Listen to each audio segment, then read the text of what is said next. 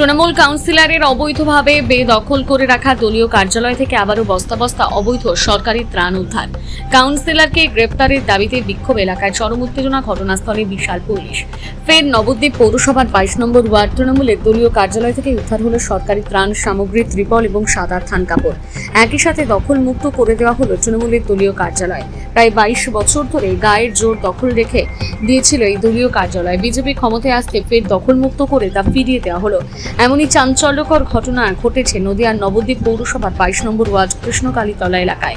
ওই ওয়ার্ডের কাউন্সিলর গোষ্ঠ ভট্টাচার্য তার নিজস্ব দলীয় কার্যালয় ছাড়া পাশের একটা বাড়িতে রাখা ছিল সরকারি ত্রাণ সামগ্রী। আজ দলীয় কার্যালয় ভেঙে দখলমুক্ত করে উদ্ধার করা হয় সরকারি ত্রাণের ত্রিপল এবং সাদা থান কাপড়। এই ঘটনাকে কেন্দ্র করে চাঞ্চল্য সৃষ্টি হয় গোটা এলাকায়।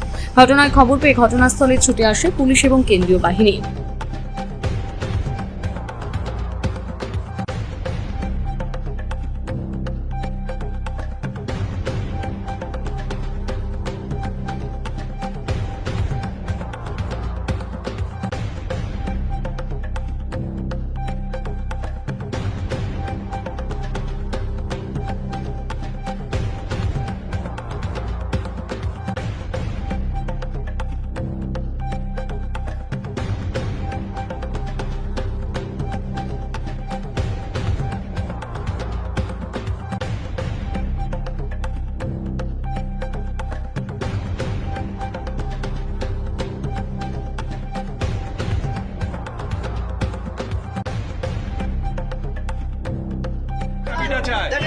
আমার কাকু ভালো বুঝে চাবিটা দিয়ে দেয়, নরম মানুষ।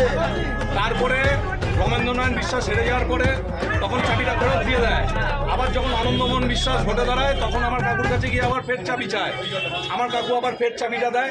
আনন্দমোহন বিশ্বাস ভোটে যেতে তখন আমার কাকু চাবি চাইতে গেলে আমার কাকুকে অকথ্য গালিগালাজ যা তা কথা বলে আমার কাকুকে ওখান থেকে তাড়িয়ে দেয়। আমার কাকু অসুস্থ মানুষ, বাড়িতে পড়ে রয়েছে। আমি একটা ফুটপাতে টোং দোকান করে খাই নিজের দোকান থাকতে।